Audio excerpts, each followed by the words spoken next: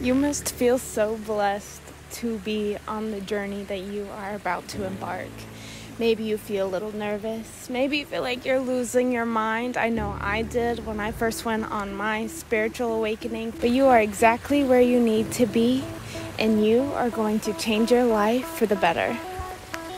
I remember when my first spiritual journey started. I was living in Orlando, Florida. I was there for college. I was watching Manic on Netflix, and I remember every second feeling like deja vu. Every second feeling like I had already watched this episode, even though this is the first time it had been released on Netflix. Shortly after that, I became very sensitive to foods, to smells. I couldn't eat anything that was processed. I could taste the chemicals if it wasn't organic. It was a very isolating and frustrating time.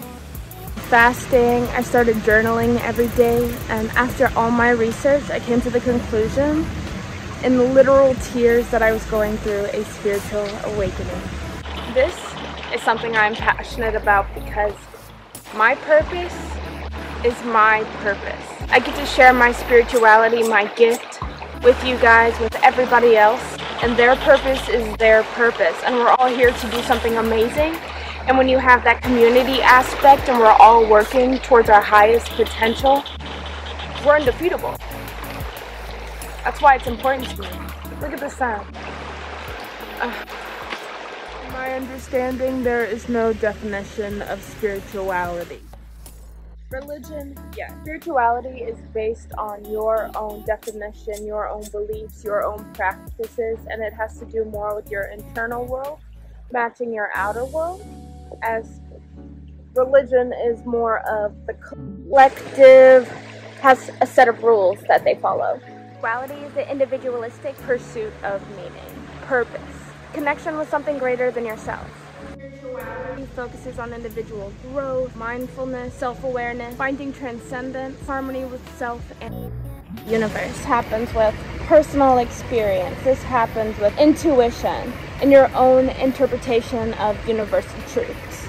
People had their spiritual awakening in 2020 when we were forced to isolate ourselves and we weren't distracted by the constant hustle and bustle of school, of work, of all this outside filler noise. I had my first spiritual awakening in 2018 when I was finally out of fight or flight mode for the first time.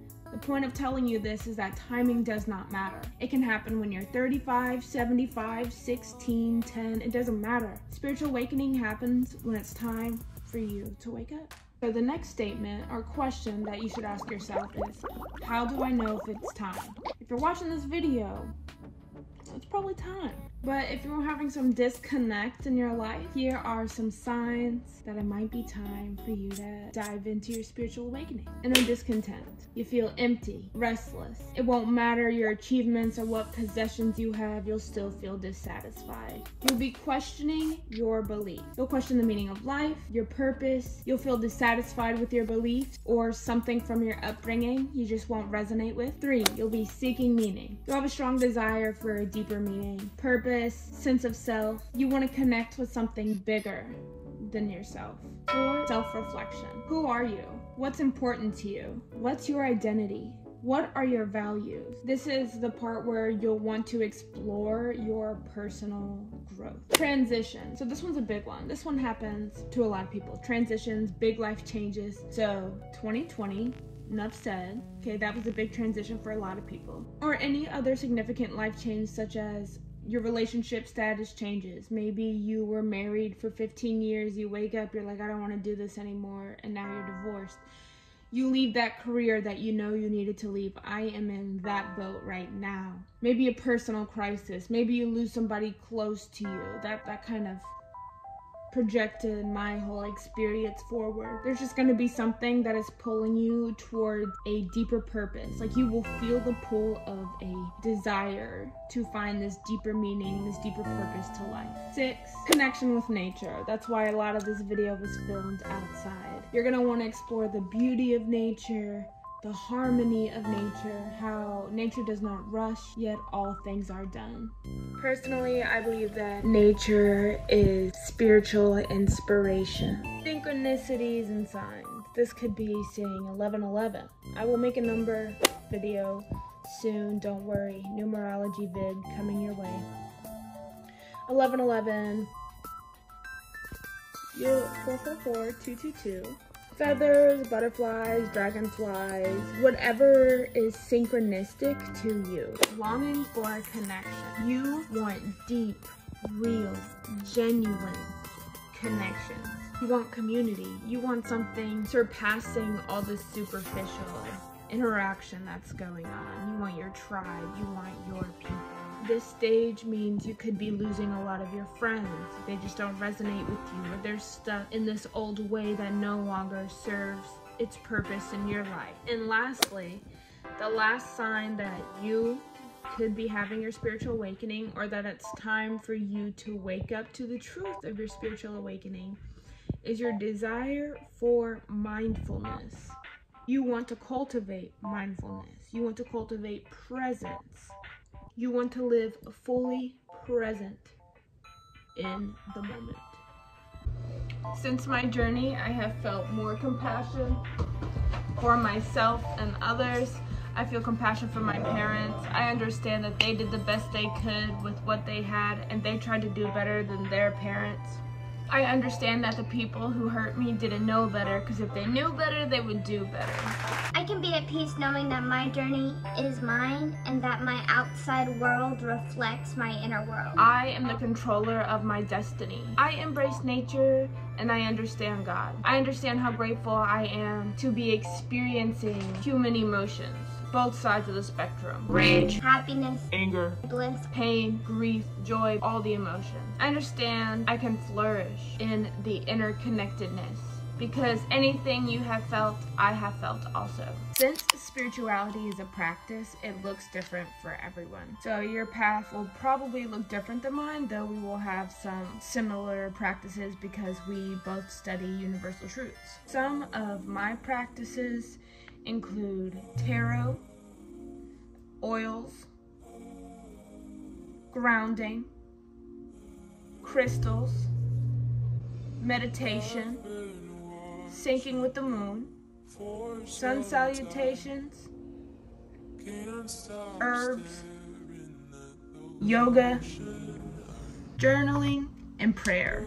Just to give you a wide variety of some of the things that they could include. I'd also like to mention art is a really big one for me. YouTube obviously is an art form. All of the things that I do make me feel creative, and to me, feeling creative feels spiritual. So this is about finding what aligns with you. Do not be afraid to try. I understand some of the things that I mentioned have sort of a negative connotation attached to them.